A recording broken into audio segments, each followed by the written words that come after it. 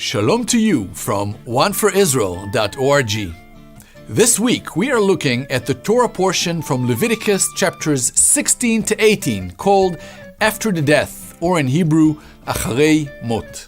At the heart of this wonderful parasha is the question, how are we humans to approach a loving yet holy God? This question may seem obsolete for Jews and all people today, indicating they come to God in their own way and in their own path. But in fact, the scriptures tell us that it is not us who determine how we come to God, but rather that God Himself determines how we come to Him. While many may not like it, this is one of the main points of this parasha. Our portion tells about the high priest. He is the supreme spiritual authority in Israel, and the one that is allowed to go into the very presence of God once a year. The account begins when the two sons of Aaron, who are priests and potential future high priests, make a hasty decision to enter uninvited into the Holy of Holies, into the presence of God. It is difficult to understand what they were thinking, but it seems clear they were just attempting to approach God in their own way and in their own path. In Leviticus 10:1 and 2 we read, "Now Nadav and Avihu, the sons of Aaron, each took his censer and put fire in it and laid incense on it and offered unauthorized, literally strange, fire before the Lord, which he had not commanded them.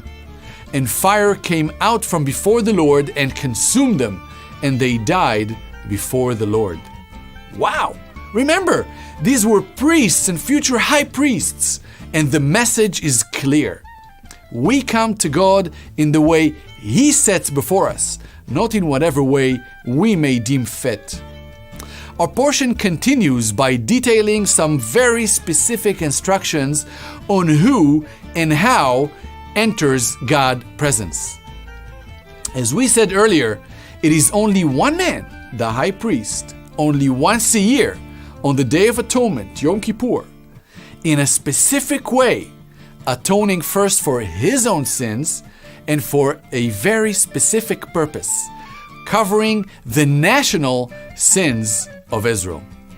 Many Jews today think that on the Day of Atonement, they somehow pray and fast and find forgiveness for the sins they committed during the whole year. This is completely wrong. Let me try to describe you the scene that took place in Jerusalem for thousands of years before the temple was destroyed.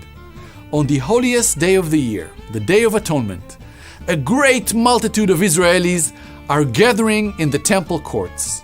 In the inner court, where only the priests were allowed, the high priest prepared to enter all by himself into the Holy of Holies. No doubt, in the weeks before the event, he was preparing his own heart spiritually for this moment, searching his soul and repenting for his personal sins. On the practical side, he also put his family affairs in order, knowing his entrance to God's presence, if not done exactly as commanded, may result in his untimely death. The Jewish traditional writings comment on this moment and say that a rope was tied around the high priest's waist in case he died in the Holy of Holies, and the priests outside would need to drag him out. As the moment approached, the high priest lay his hand on the head of his personal sacrifice and confessed his personal sins. Then the priests brought a special once-a-year sacrifice for the whole of the nation of Israel, and the high priest laid his hand on its head and confessed the national sins of Israel.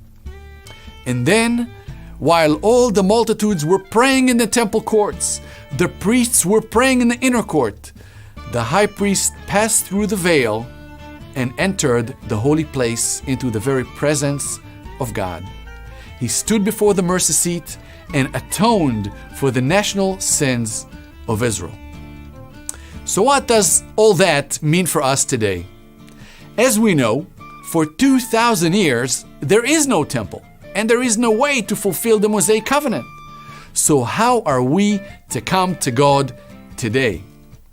God has given us a very clear answer through the Jewish prophets, hundreds of years before the temple was destroyed.